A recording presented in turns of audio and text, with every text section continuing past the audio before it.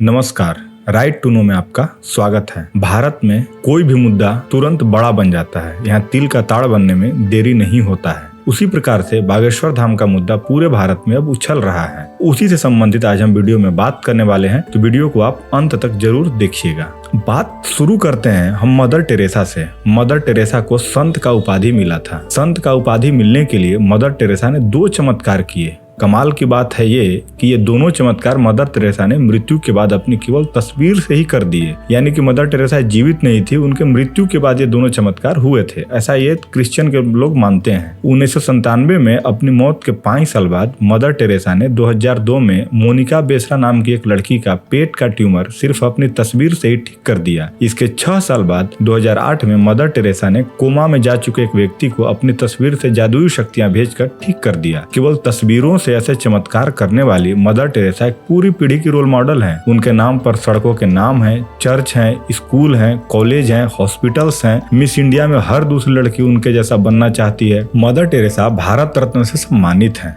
रीमन Magsaysay और Nobel जैसे अंतर्राष्ट्रीय पुरस्कार प्राप्त कर चुकी हैं। उनकी जीवनी रेलवे स्टेशनों पर बिकती है। उनके बारे में बात करना ही आपको कूल बना देता है। आप लिबरल हो जाते हैं, आप सेक्युलर हो जाते हैं। जबकि उनके ऊपर आरोप था कि वो चावल का बोरा दे करके धर्मांतरण भी करवाती थी। अब हम दूसरा बात करते हैं कि इधर चमत्कार करने वाले अपने नए लोकल टैलेंट बागेश्वर धाम वाले बाबा पर अंधविश्वास फैलाने का आरोप लग रहा है। उनका उपहास करती पोस्ट और न्यूज रिपोर्ट फाइल की जा रही है। ऐसे समय में जब सारे देश को इस नए उभरते सितारे के साथ खड़ा होना चाहिए, जिसे मदर टेरेसा के स्तर के भारत रत्न देने लायक चमत्कार न सही कम से कम पद्मश्री देकर सम्मानित करना चाहिए, तो वहीं बागेश्वर धाम वाले बाबा को अपने छोटे मोटे चमत्कारों के लिए भी आलोचना का सामना करना पड़ रहा है। जैसे चमत्कार करने के लिए भी आपको मदर टेरेसा की तरह विदेशी होना जरूरी है। भारत में किसी भी चीज की स्वीकार्यता के लिए आपको विदेश का एक सर्टिफिकेट होना बहुत अनिवार्य है। जैसे योग को ही आप ले लीजिए, भारत में कोई योग को पूछ नहीं रहा था। जैसे ही अमेरिका और विश्व के अन्य देशों में शुरू हो गया, अब भारत में भी योग योगा बन चुका है। खैर, इन सारे चमत्कार के इतर मुझे रामायण से जुड़ा किस्सा याद आता है। जैसे कि कथा मेघनाथ लक्ष्मण पर शक्ति अस्त्र मारता है, जिससे लक्ष्मण मूर्छित होकर गिर पड़ते हैं। ऐसे समय में सोचिए भगवान राम क्या करते हैं। वो राम जो शिव धनुष उठाकर स्वयंवर जीतते हैं, वो राम जो अपने भाई के साथ मिलकर खरदूषण समेत पूरी राक्षस सेना खत्म कर देते हैं, वे राम जिनके लिखे नाम से पत्थर तैरने लगते हैं, समुद्र पर सेतु बन जाता है, वे राम जिनके चरण धूल लेने के लिए बड़े बड़े महात्मा संत ऋषि महर्षि पीछे चले आते हैं। मरनासन अपने भाई को देखकर ऐसे समय में राम क्या करते हैं। राम स्वयं कोई चमत्कार नहीं करते, कोई भस्म भभूत नहीं, कोई तंत्र मंत्र साधना नहीं। राम एक्सपर्ट के साथ जाते हैं, वैद्य को बुलवाते हैं, वैद्य अपनी दवा बताता है। वे दवा लेने के लिए राम जी